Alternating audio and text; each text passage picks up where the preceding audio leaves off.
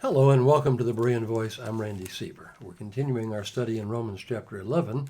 In fact, we're coming to the end of an argument that Paul began back in chapter 9 of this epistle when he wrote in verse 6, "It is not as though the promise of God or the word of God has taken no effect. That is, it is not as if God's promises to Israel have fallen to the ground without fulfillment. For, Paul says, they are not all Israel who are of Israel." We must keep in mind as we consider this entire section that when Paul talks about Israel, he's talking about Israel in two different senses. He talks about Israel as the nation in unbelief, and then he talks about the elect who have obtained the promise of God through faith. Notice that in chapter 11 of this epistle. Listen to what he says. Verse 5, "Even though at this present time there is a remnant according to the election of grace, and if by grace it is no longer of works," and the question we have to ask, as we have done before, is, if what is by grace? And the answer obviously here is if election is by grace. I know this verse is often used of justification, and certainly it's true of justification. But the reality is Paul is not talking here about justification, but Paul is talking about election. And he tells us that God's election is a gracious election. That is, there is nothing in the objects elected or chosen that prompted God's choice. God's choice of certain sinners to be saved for his glory is a choice that is by grace. It is unmerited. It is without any condition in those chosen. God does not choose people because they are choice meat. God chooses people because he has determined that he is going to choose them, and he has the right to do that. And so we read, "What then?" Verse 7, "Israel has not obtained what it seeks, but the elect have obtained it." Well, you say, wait a second, isn't Israel, the nation of Israel, aren't they the elect people of God? And the answer is yes, in a particular sense, but not in the salvific sense. And so he says, Israel has not obtained what it seeks for, but the elect have obtained it, and the rest were blinded, just as it is written, God has given them a spirit of stupor, and so forth. Now, here's Paul's argument in the first part, verses 1 through 10, as we have mentioned, and that is that there is a remnant according to the election of grace. Casting off of Israel is not total. There are those of the elect of God within Israel who have come to faith in Christ. Israel has not found what it was seeking after, but Paul says the elect, that is, those who are chosen within the chosen nation, have obtained it. And so Israel's fall is not total. In verses 11 through 32, what Paul is arguing is that Israel's fall is not final.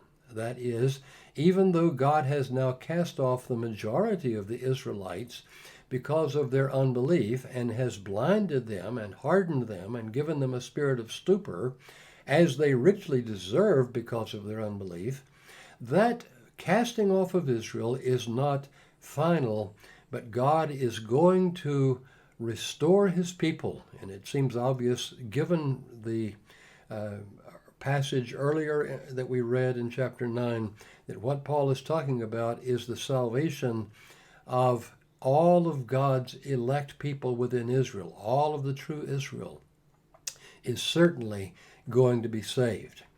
Now, how large that number is, we have no data here in this passage to tell us.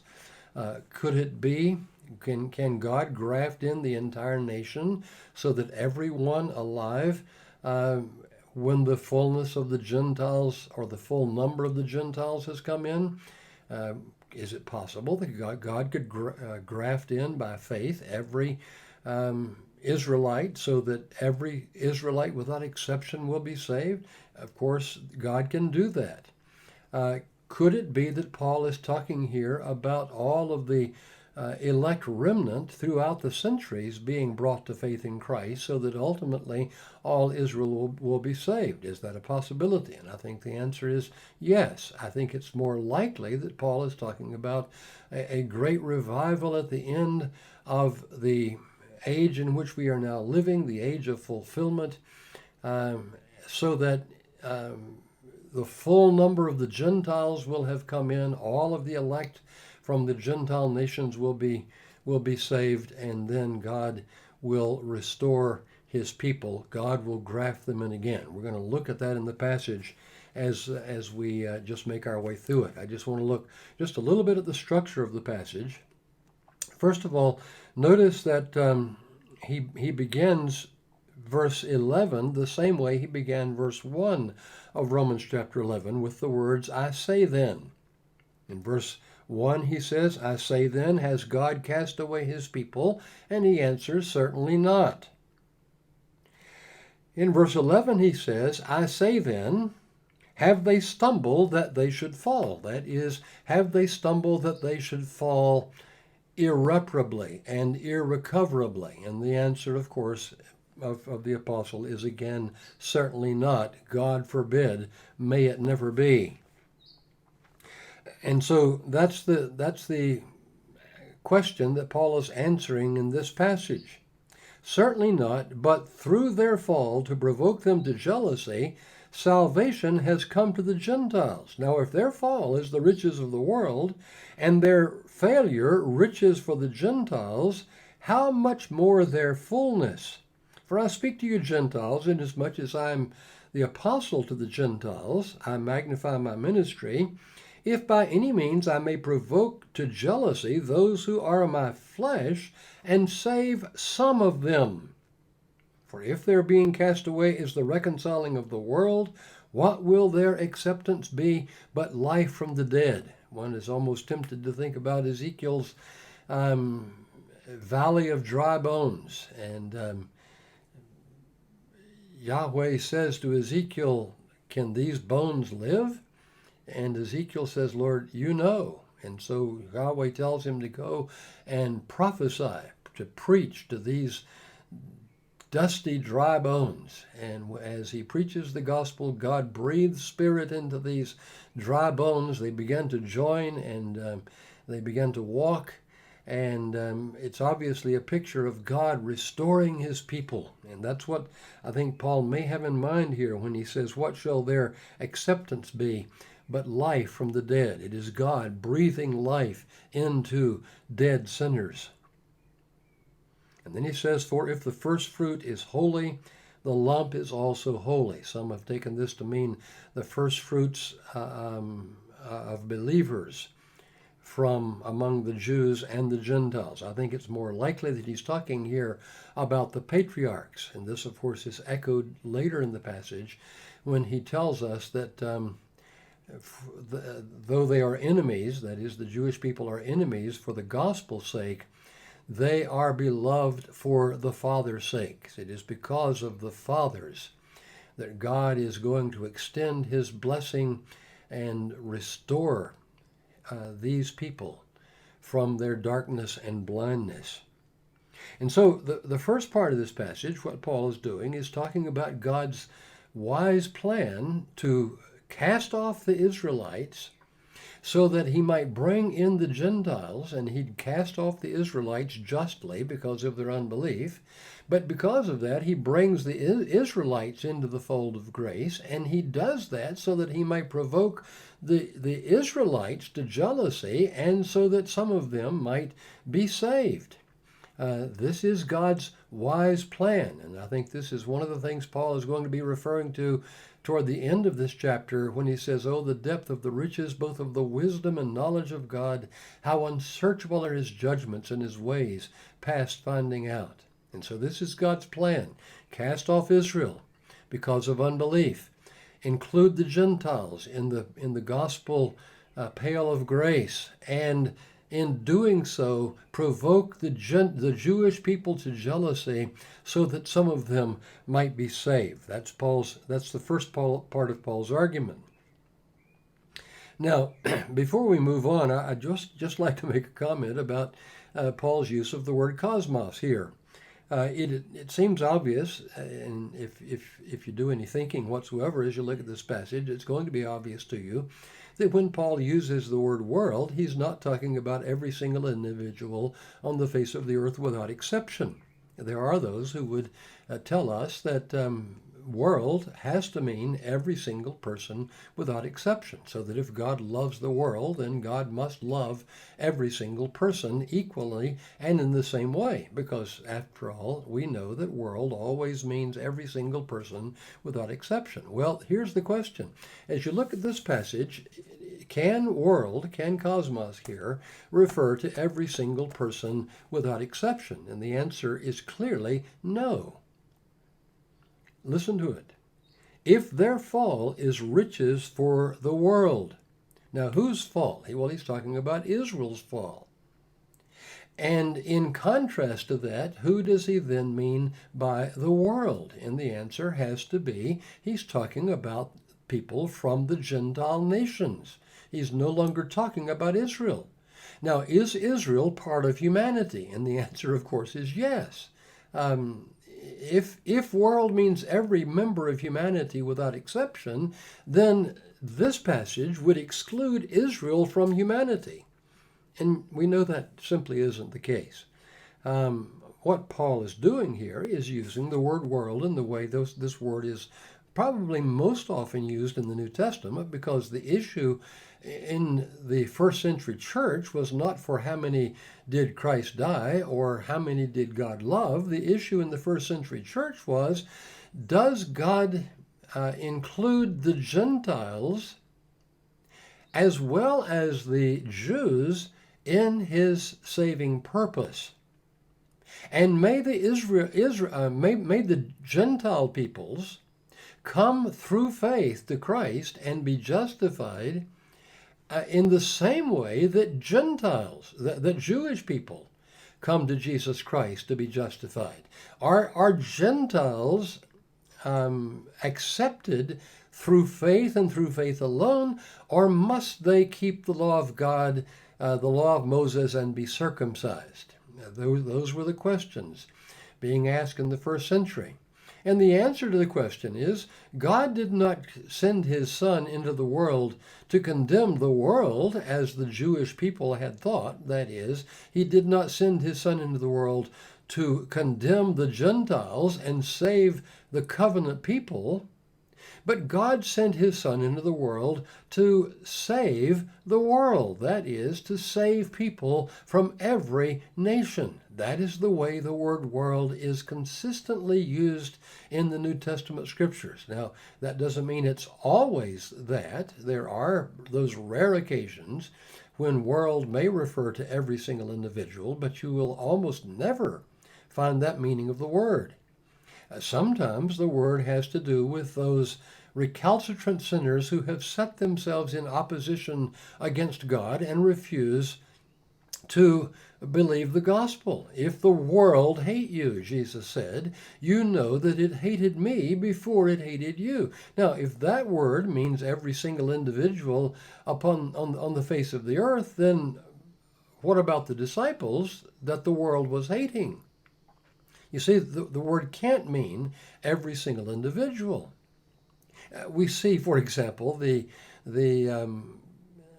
Pharisees, as they're all bent out of shape because of the attention Jesus is getting, and there are more and more and more followers following Jesus, and they said, if we don't do something, the whole world is going to go after him. Did they really believe that they were going to go after him? Are they not part of humanity? And we could just go on and on and on with these examples where this word world doesn't mean every single individual without exception. And yet there are those who are exceedingly stubborn in their synergism and insist that world must always mean every single person without exception. Well, unless that word cosmos always means every single person in humanity without exception, then it is illegitimate to argue that it must mean that in certain instances. You have to prove from the context that that's what the writer had in mind before you assume that world means every single individual on the face of the earth. And so I think it's obvious from looking at this passage that Paul is talking here about Gentiles when he refers to the world and not talking about every individual on the face of the earth. He goes on then to say, I'm speaking to you Gentiles inasmuch as I'm the apostle to the Gentiles. I magnify my ministry, if by any means I might provoke them to jealousy and save some of them, that is, those who are of my flesh. For if their being cast away is the reconciling of the world, what will their acceptance be but life from the dead? For if the first fruit is holy, that is, the patriarchs, the lump is also holy. He's referring here to the feast of the first fruits in the Old Testament scriptures. The first part of the harvest is brought, and if that first part of the harvest is holy, then the entire harvest is going to be consecrated and considered to be holy. And he says, if the root is holy, then also are the branches. Now,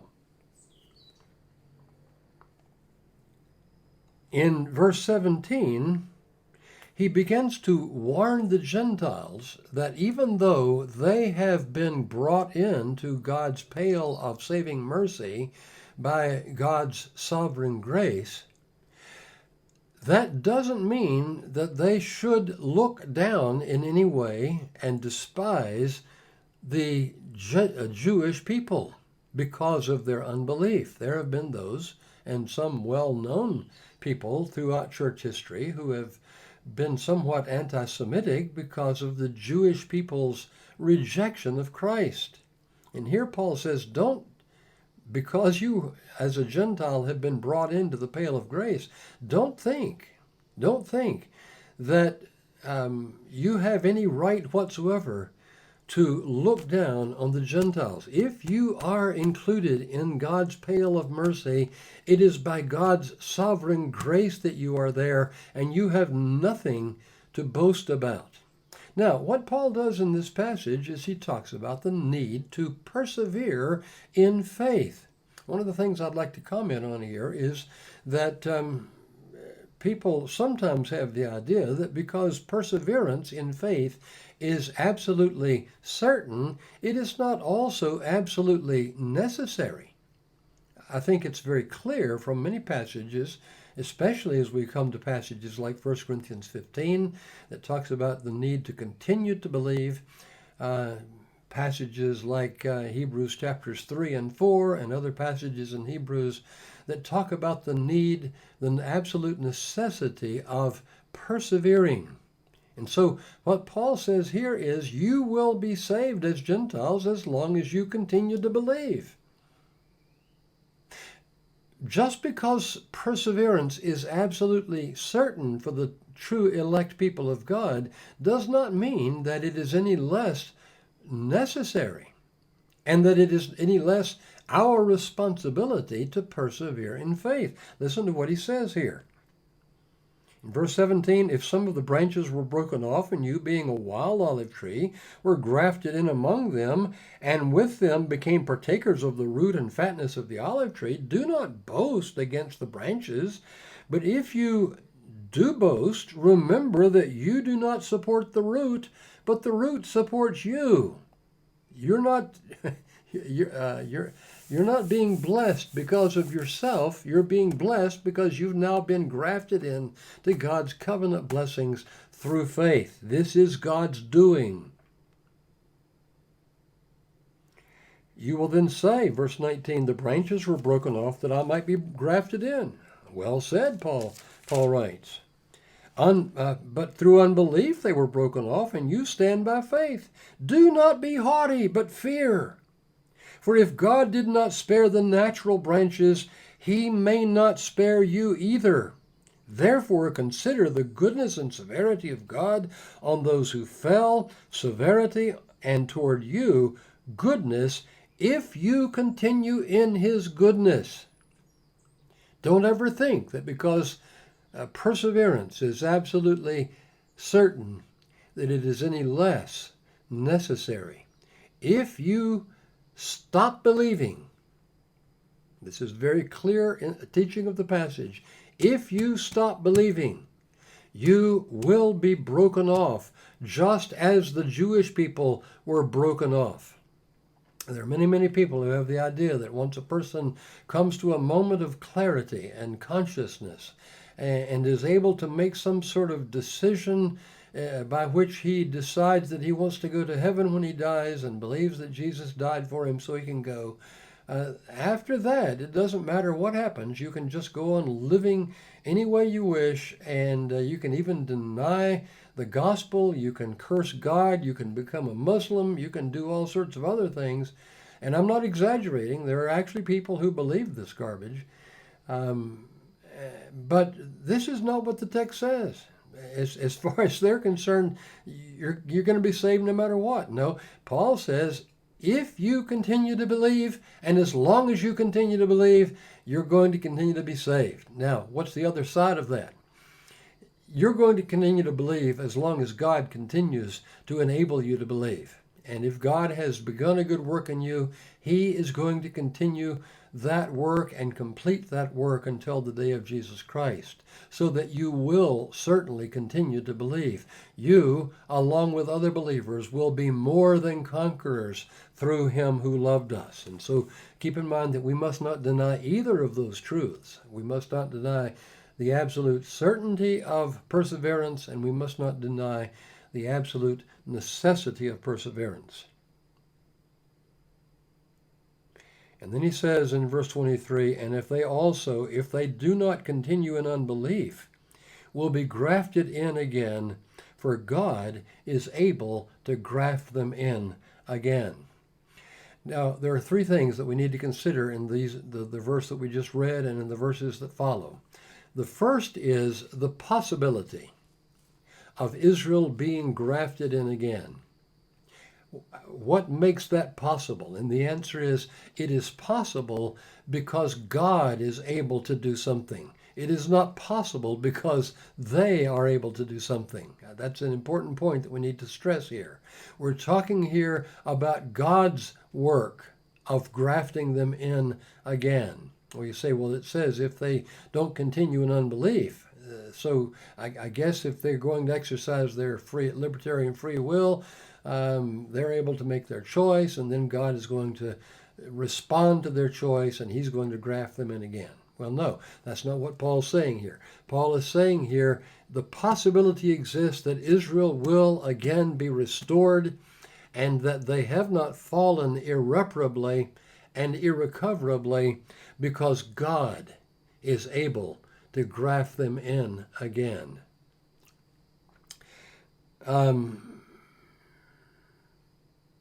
Verse 24 talks about not only the possibility, because God is able to graft them in again, but it talks about the probability. What is the basis of that? And the answer, I think, is this.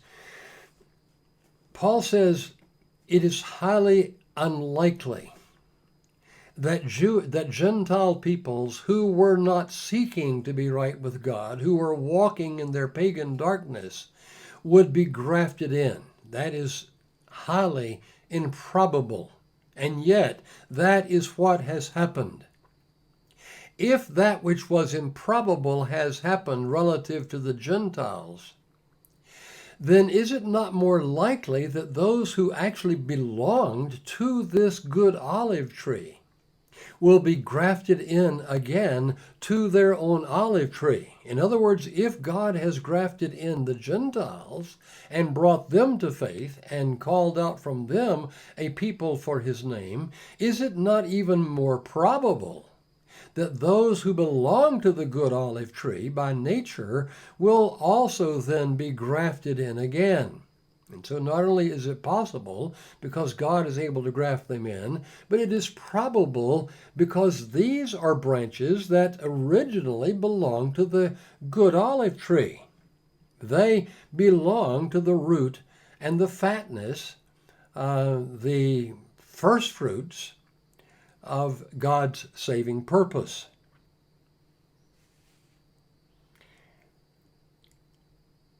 And so he says,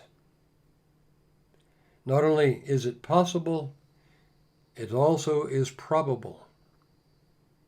How much more will these who are natural branches be grafted in to their own olive tree? If that which is improbable has occurred, then is it not more likely that that which is probable will occur? And then finally, in verse 25, he argues that not only is it possible and probable, but it is certain that all of the elect within Israel are going to be brought to the fold. Listen to what he says. For I do not desire, brethren, that you should be ignorant of this mystery. Keep in mind that a mystery is not something we can't understand, but a mystery is that which could not be known or understood apart from divine revelation, something that was not known before, but now has been made known, now has been revealed. That's what he means by mystery. And so he says, for I do not desire, brethren, that you should be ignorant of this mystery, lest you should be wise in your own opinion, that blindness in part has happened to Israel until the fullness of the Gentiles has come in. And so all Israel shall be saved. As it is written, the deliverer will come out of Zion, and he will turn away ungodliness from Jacob. I don't think he's talking here about the deliverer coming out of heaven to deliver Israel. I think he's talking about the one who has come to Zion, who was born of woman, born under the law, the Redeemer of God's people. He's talking about this one who has come out of Zion to accomplish the terms of the new covenant. In other words, he's not talking here so much about the second coming of Christ and what will be accomplished then, as he is talking about the first coming of Christ and what he objectively accomplished by his redemptive work. And so the Redeemer has come out of Zion, and the purpose of his coming out of Zion is to establish the terms of the new covenant. He has come that this covenant that God has made with them will be fulfilled, that covenant when he will take away their sins. Now, when did God do that? Is that something that happens in terms of application, or is that something that happens in terms of accomplishment? And I think the answer is very clearly that he's talking here about the accomplishment of redemption. And if Jesus has accomplished the redemption of these people who are natural branches, then it is absolutely certain that every single one of them that God has intended to save will certainly be saved. And then Paul goes on and says, concerning the gospel, they are enemies for your sake, but concerning the election, and I think he's talking here not about election to salvation primarily, but he's talking about election, the choice of Israel as the nation of God's covenant people. Concerning the gospel, they are enemies for your sake, but concerning the election, they are beloved for the Father's sake. They are beloved because they are the offspring of Abraham and Isaac and of Jacob.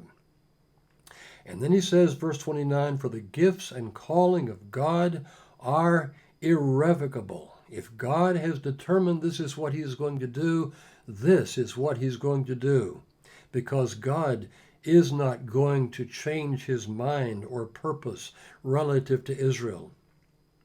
For as you were once disobedient to God, yet now have obtained mercy through their disobedience, even so these also have now been disobedient, that through the mercy shown to you, they may also obtain mercy. For God has committed them all to disobedience or unbelief, that he might have mercy on all. Now, in this context, the word all is referring not to every single individual without exception, but this word all is referring to all people without distinction, Jews and Gentiles alike. God has concluded all in unbelief so that he might show mercy to people from every single nation. Now we're going to continue with this passage next time and look at Paul's doxology beginning in verse 33. But before we do, I just want to make a couple of observations.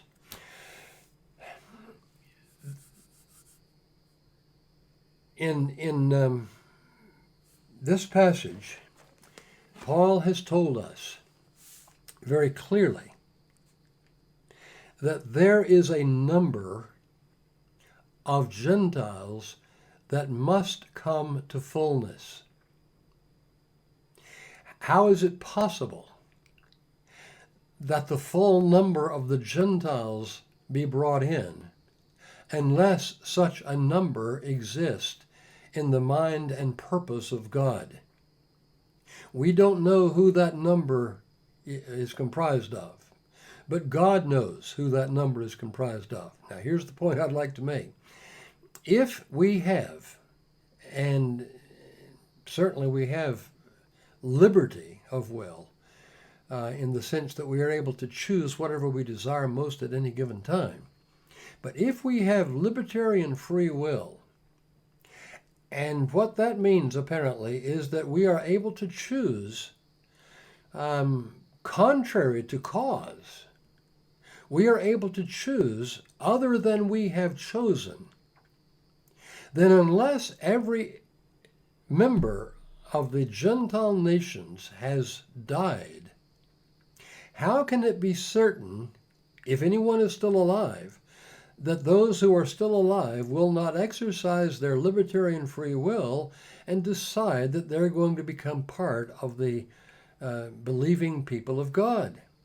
How do we know that that number has come to a close if anyone's still alive? If they have libertarian free will, and if they have chosen not to believe the gospel, then they could, as long as they live, choose to believe the gospel. And so there never could, as long as these people are all still breathing and kicking, there never could be a time when we could be sure that this number has finally been reached. How do we know that the full number of the Gentiles has come in if anyone is still alive and has libertarian free will and could choose contrary to what they have chosen to do? That's a real problem. Same thing's true, isn't it, of Israel?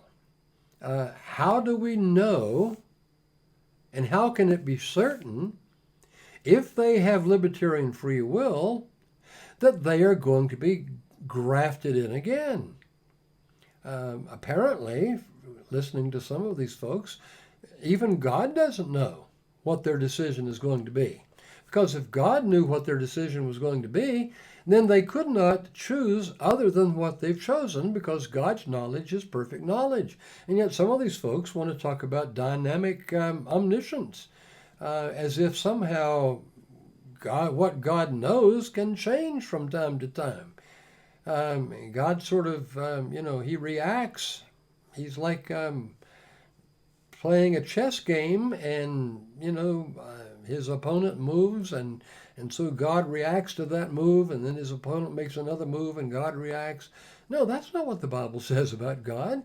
God declares the end from the beginning, and things that are not yet done, saying, "My counsel shall stand, and I will do all my pleasure," calling a ravenous bird or a bird of prey from the east, "The man who executes my counsel from a far country, I have determined it. I am also going to bring it to pass." That's the God of the Bible. And so, if a person is able to choose other than he has chosen, then how can we ever know if the full number of the Gentiles has come in? How can it be certain that God will graft them in again? It may be that they won't cooperate if they really have libertarian free will and can choose contrary to all cause. You see, that just doesn't track according to what the passage tells us here. And so, just to sum up, what Paul is saying is, not only is Israel's restoration possible, It is probable, and it is certain that every single individual that God has intended to save is going to be brought effectively to the fold. And so all Israel shall be saved. Well, I hope this has been helpful to you. Until next time, may God richly bless you.